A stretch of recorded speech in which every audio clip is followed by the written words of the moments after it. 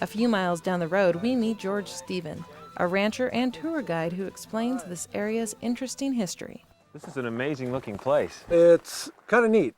People have done a lot of work here from scratch and restoring it and getting it back to its original form from the 1800s. This has been here since then? Yeah. What was it in the 1800s? This was actually the headquarters for the mine across the road here.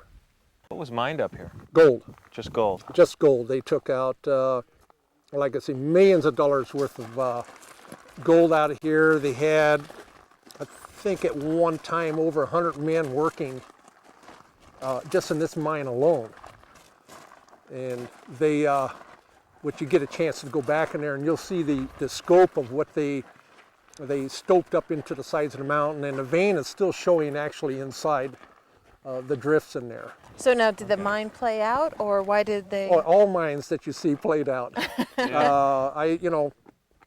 My famous saying is, everybody is, 5 feet from $1 million and end up being 1,000,000 feet from $5 when you get into the mining business. But almost 90% of this whole mine was done by hand.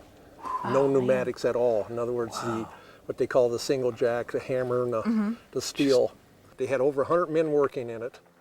And of course, they all lived around here in the mountains, in tents, and there was not a city here, or a town even. And those are, over there are thickening tanks. Those are made out of redwood, which is more likely more valuable today to redwood in them than any gold that's left in the ground. And of course, the white, that's what they call the tails. That's the leftover product, the waste, in other words. So at one time, which is not here now, you could see where they had a hopper up there on top of the mountain, and they would bring the ore out. They had donkeys inside here, which they would lower to the different levels on platforms. Oh my gosh. Wow. Yeah, and the donkeys would haul the ore cars back out to the surface. What a huge operation. It was, at the time, a very, very large operation for really anywhere in the West. George introduces us to Tony Worley, the owner of the mine. Tony offers to take us inside, and we're happy to accept. This hole that we're walking up to right here is the old 1800 hole. It's the one that the donkeys would drag all the ore carts out of. It's right down here at the bottom here.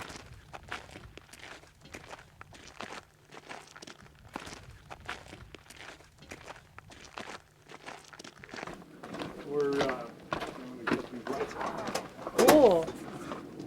Oh, that's cool. Wash the floor. It's not always level, and the ceiling's not always tall. Okay. I can testify to that. Yeah. Yeah, my hats, I'll be. If you make it through, we'll be fine. Yeah. Did they have to fortify this at any point? No.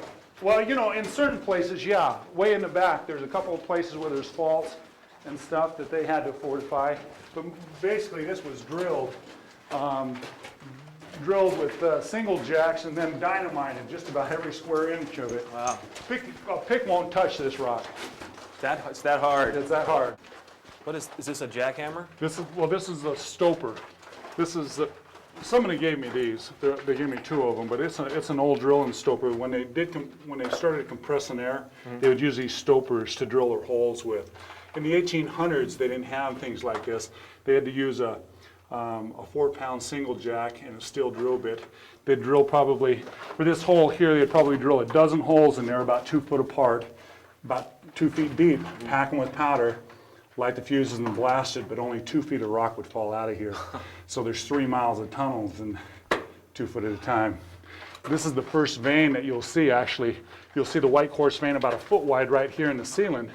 And you'll see the rusty stains that are inside the rock as we go through here.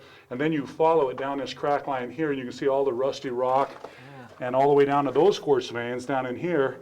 And then they follow them up there. So this is actually about a 4 foot wide quartz vein. You take all the rock out from up here all the way through that.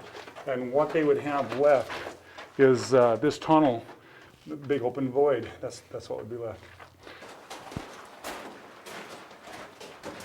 Put your hand on that wall there and look straight up the hole right here.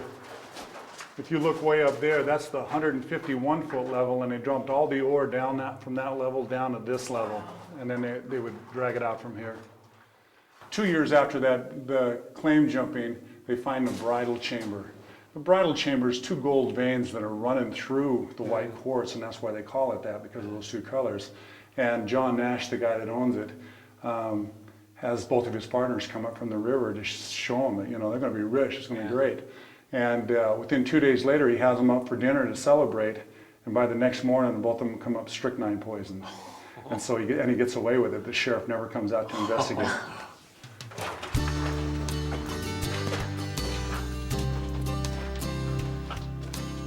The daylight is incredibly bright as we emerge from the mine. After a short time in the dark shaft, it is easy to know that I do not envy the miners who used to spend hours inside.